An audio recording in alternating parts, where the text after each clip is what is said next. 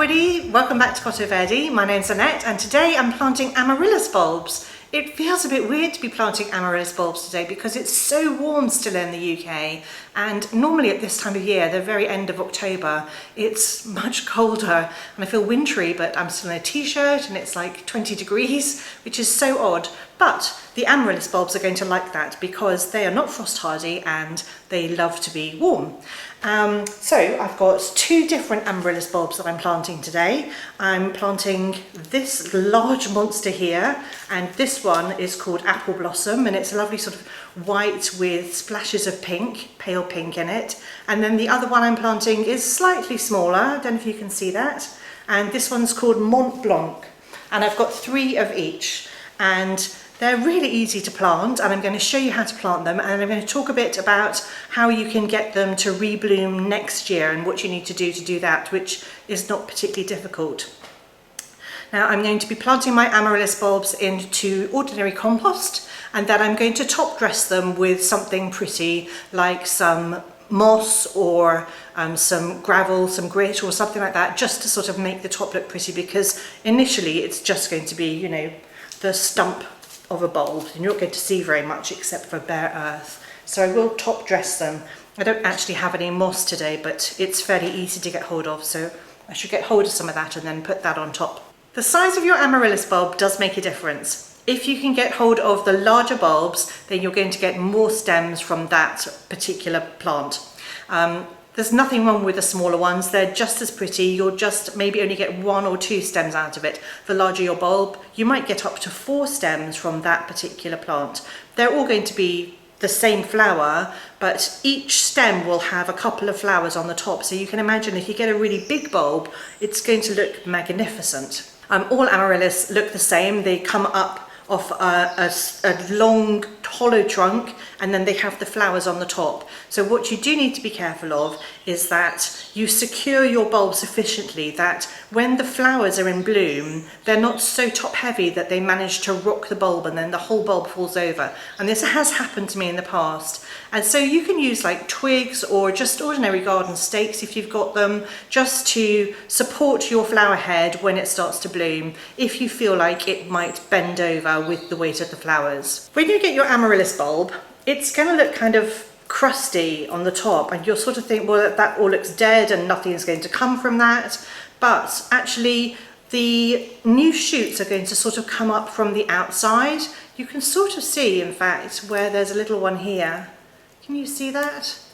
So it just sort of splits open the top and comes out from there, and then you'll always have like obviously some roots on the bottom, and don't worry if those are broken, it's going to grow new roots. This is the important bit, so this is where all the nutrients are that are going to feed this bulb. And you can plant your bulbs in compost. You can plant them in special Amaryllis vases that have sort of got this base that you fill with stones and a little bit of water, and then it secures the bulb sort of in the V shape of the vase. So you can get special Amaryllis vases, but I mean, you really don't need to. It depends, you know, what aesthetic you're looking for. You could just plant them, you know, into stones. So instead of using compost in your pot, you could just plant them into stones, and then just make sure there's always a bit of water in the bottom.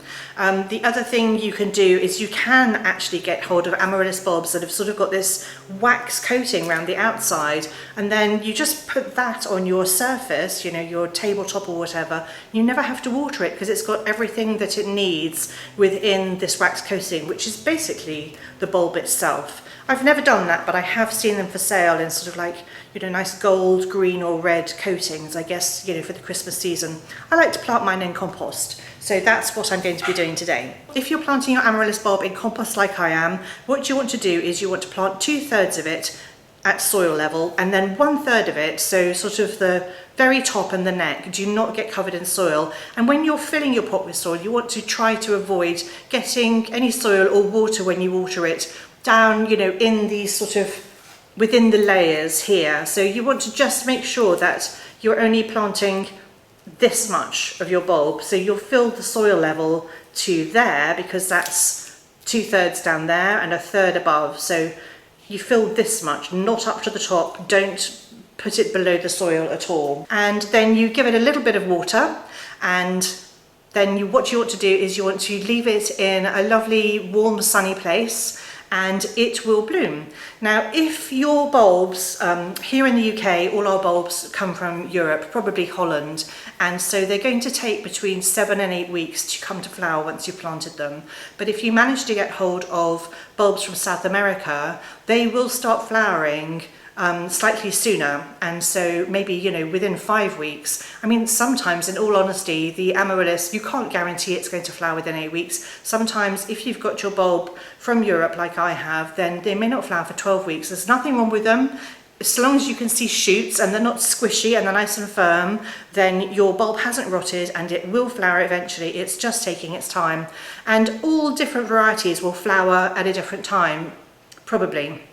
So my Mont Blanc will flower at a different time to the apple blossom, and it'd be a lovely coincidence if they were in flower at the same time, but they will probably flower, you know, a week or a day or two, or just at different times. They could be, you know, flowering 2 weeks apart. So it is good to have 2 different varieties. You could just buy one of each bulb, just so that you have like a constant display, just in case they're not flowering at the same time. But as I said, if you want something to flower for the festive season, like I'd really like to have these in flower over Christmas, then you really want to get them planted, you know, 8 weeks before that, to sort of guarantee that you're going to have flowers. When they bloom, the blooms will last a lovely long time, and you can use the blooms as cut flowers if you want to, or you can just leave them on your plant and use that as your decoration. And I think they're absolutely stunning. There are so many different varieties of Amaryllis, so do have a look and see what you fancy. This is the colour scheme I'm going for this year. It's sort of very white and pale, and I have decided not to get the really bright red ones that I got last year, just for a change more than anything else. I just want to try this and see whether that looks nice this year. So now I'm going to show you how I'm going to plant the bulbs. So I'm just using this lovely sort of pot here, and you can see that I've partly filled my pot with some compost, and this is just the ordinary potting compost that I use, which is the Melcourt Silvergrove Peachtree compost, and that's what I'm using today. And then this is my Amaryllis bulb, and I'm just going to make sure all the roots are inside and plonk it down like that. So Amaryllis bulbs like to be planted where there isn't much space between them and the side of the pot. So I've got about 1 inch space here between this bulb and the side of the pot. And then I'm just going to fill that with compost, making sure not to let any of it go in the top here. So I'm just covering it with my hand to make sure that happens. And then I'm going to firm it down around the outside. So again, I'm just covering it so that I don't get any compost in between those layers, and there isn't any chance of it rotting.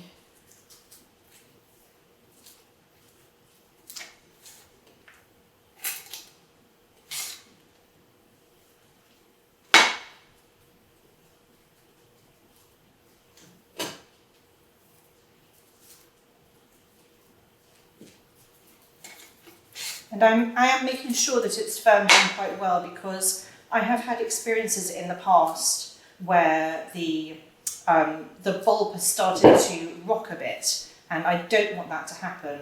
So that is as high as I'm going to fill it. So can you see how much of the bulb is still showing? And this is what it wants. So you don't want to plant it like you plant a tulip bulb or anything else like that. You want to make sure that this is at the top. You can see it, it's proud of the soil surface. And that's all you have to do, apart from water it in and leave it somewhere bright and warm.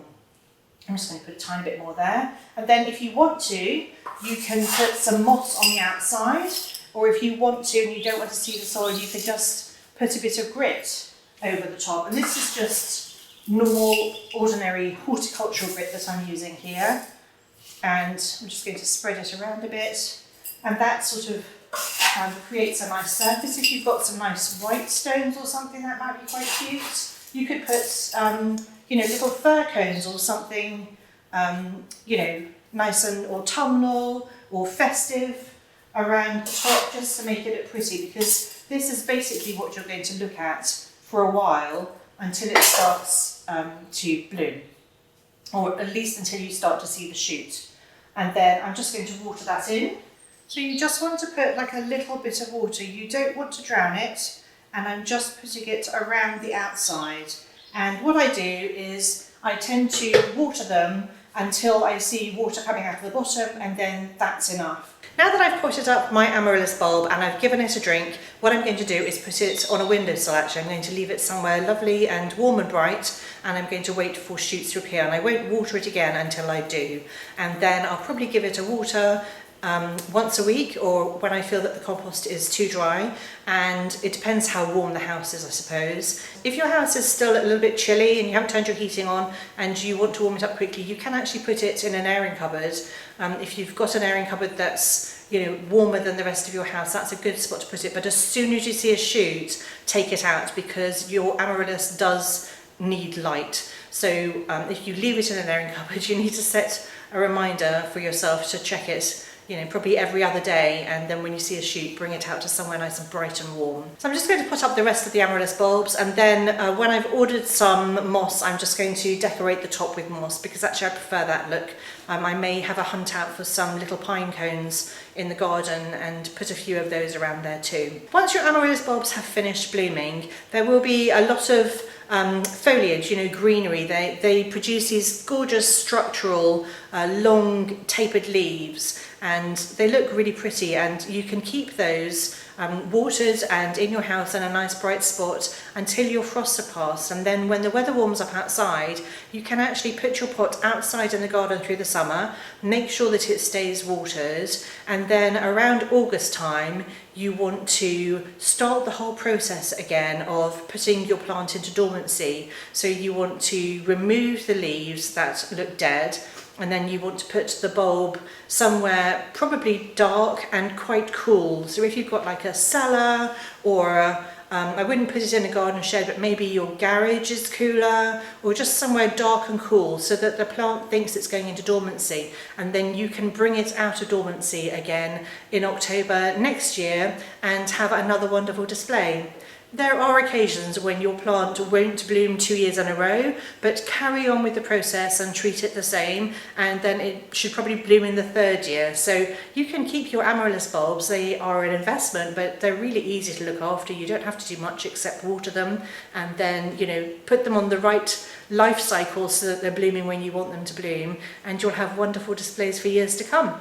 I really hope you found this video interesting and useful, and if you don't have any Amaryllis bulbs, then go and grab some quickly. They may not be in flower for Christmas, but they will definitely flower in January and through to February, depending on when you plant them. So yeah, go and grab yourself some Amaryllis bulbs and join in. If you want to see what the Amaryllis look like when they're flowered and what I do with them when they finish flowering, then do subscribe to my channel, because I'll be posting those videos later on. Thank you so much for watching, and I'll see you all next time. My name's Annette, and today I'm planting Amaryllis bulbs. Amaryllis. So the size of the bulb is quite important with an Why is it? Why? The size of your Amaryllis bulb,